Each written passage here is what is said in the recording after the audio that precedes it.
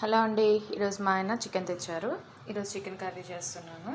కొంచెం అల్లం, కొంచెం 3 పచ్చిమిర్చి, దీంట్లో 2 ఉల్లిపాయలు సన్నగా తరిగి మిక్సీ పట్టుకోవాలి.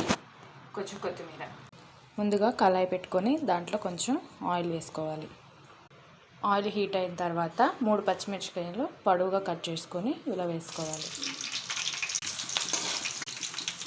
కొంచెం పసుపు వేసుకోవాలి. ఈరోజు మీరు ఏం చేసుకున్నారో కామెంట్ చేయండి. సండే కదా, మేమైతే చికెన్ తెచ్చుకున్నాము. మీరేం చేశారో కామెంట్ చేయండి.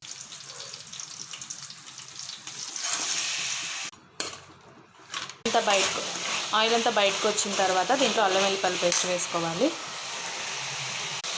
అల్లం, ఎల్లిగడ్డ, ఉల్లిపాయ కలిపి ఇలా మిక్సీ పట్టి దీంట్లో వేయాలి. చికెన్లోంచి ఆయిల్ ఇలా సపరేట్ అయ్యేటప్పుడు 2 స్పూన్స్ల ఉప్పు, 1 స్పూన్ కారం, ½ table spoon garam masala. Gravy కోసం కొన్ని వాటర్ పోసుకోవాలి.